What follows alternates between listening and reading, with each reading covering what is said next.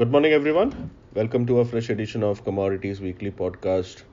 With me, your host and guide Ravindra Rao from Kotak Securities Commodities Research Desk. As always, we'll discuss the week gone by and what's in store in the fresh week in terms of market fundamentals and price action.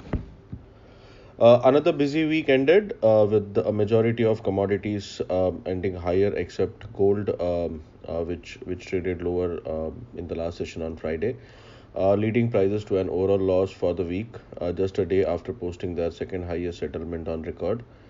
Softening US dollar amid the expectation that the Federal Reserve will soon end its campaign of interest rate rises have bolstered demand for majority of the commodities.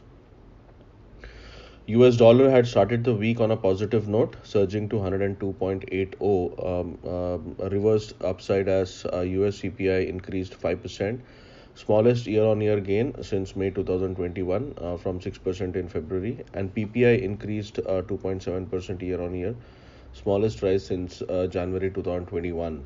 Cooler than expected inflation figures bolstered bets of a pause after a 25 bips hike in FOMC May meeting. Also, weaker than expected retail sales figures for March initially pushed the greenback to one-year low of 100.79. However, the dollar rebounded off those levels and surged to 101.75 as consumer spending still accelerated in the first quarter, buoyed by gains in January and February. For the current week on the price action front, the dollar index has tested 100.82 last week, and we had mentioned in our previous podcast that it might come close to January lows of 100.82, and that has happened. And now that would act as a double bottom support.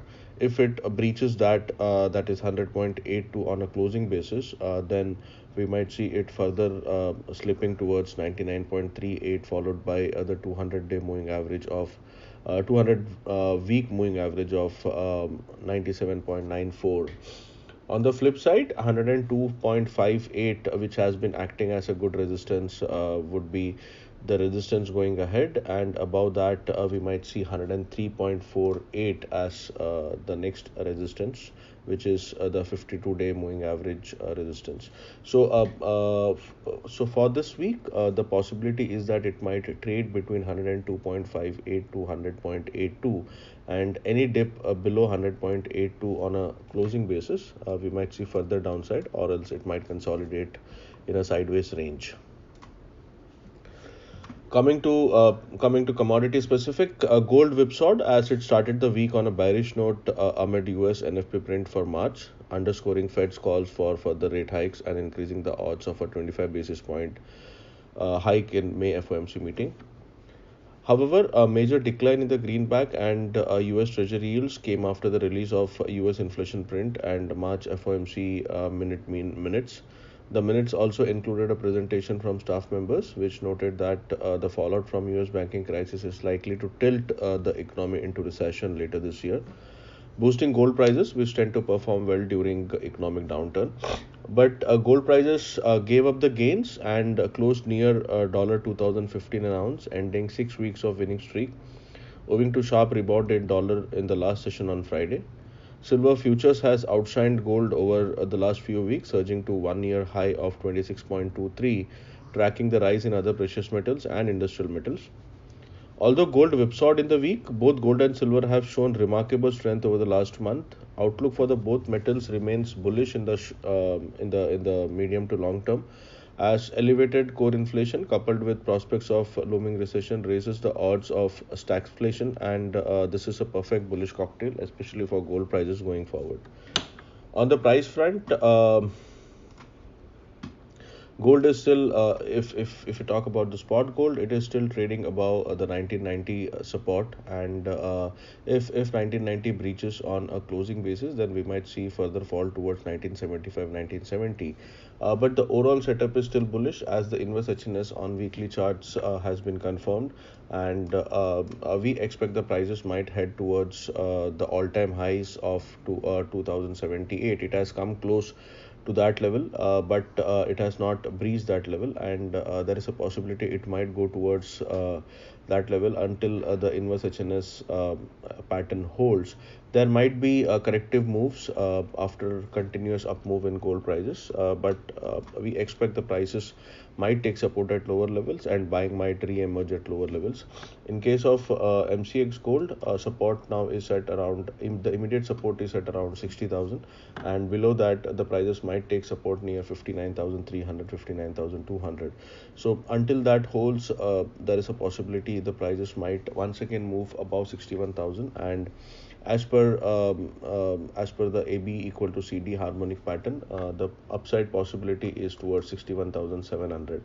So for the week, there is a possibility it might correct or it might consolidate, but the overall trend is still bullish in case of gold.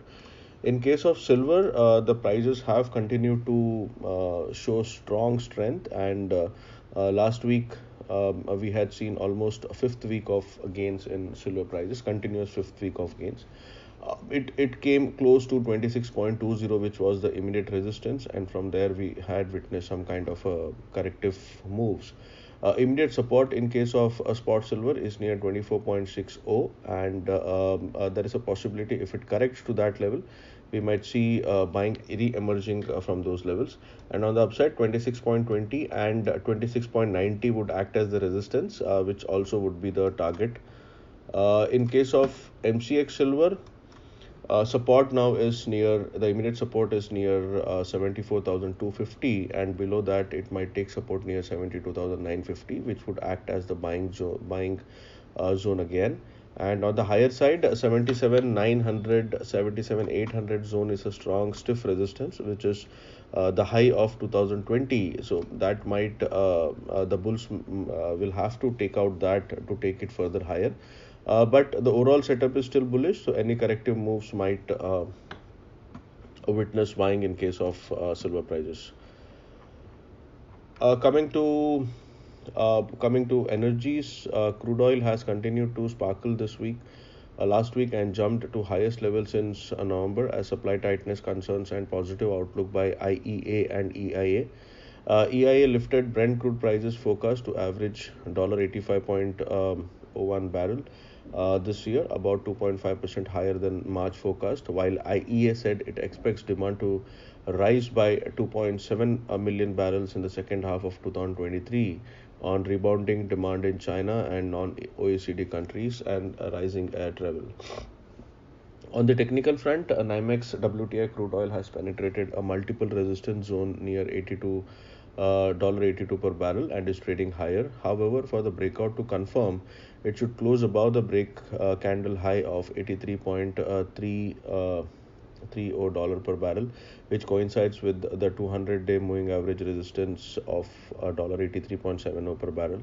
A sustained close above 200 DMA resistance of $83.70 to $84 per barrel zone would indicate the next leg up in crude prices, which might push the prices towards $88 followed by $90. In case of MCX crude, the prices have moved above the 6,700 720 multiple zone resistance, but it has to close above 6,850, which is the break candle, and if that happens, then the prices might move further higher. That might take it to initially to 7,300 followed by 7,400 levels. The swing support in case of MCX crude oil is 6,520, and major support is near 6,270, which is the 52-day moving average support. In case of natural gas, we have seen a lot of whipsaws. Prices in the last week made a bullish engulfing, but then it did not confirm, and the prices fell, making a new low in case of MCX natural gas. However, the prices swiftly recovered, and there was a bullish engulfing formed again on Friday.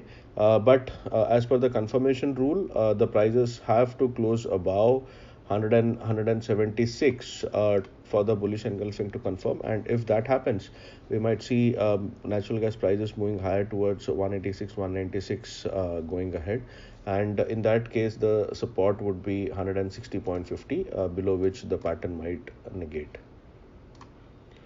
Finally, coming to base metals, industrial metals were knocked off by growth concerns initially in the last week, only to pick up soon after the US CPI report. Copper prices edged higher and touched a 7 week high on Friday amid demand hopes and US dollar weakness after the easing in US inflation. China's trade data released midweek bolstered industrial metals, pointing towards good demand.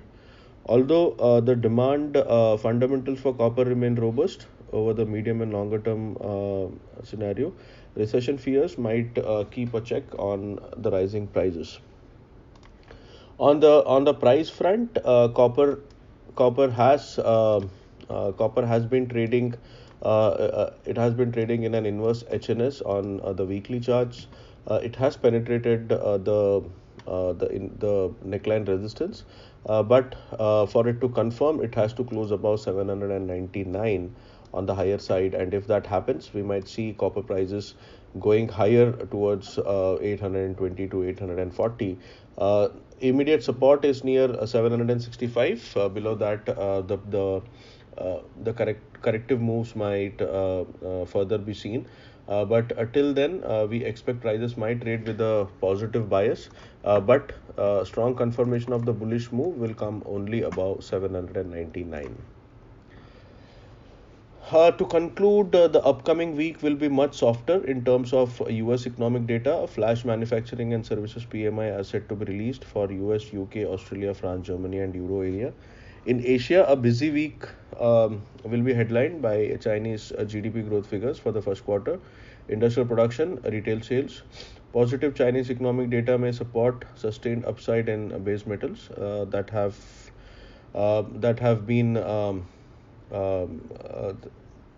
have been seeing a lack of positive signs from biggest consumer China. Well, that's all for this edition of Commodities Podcast.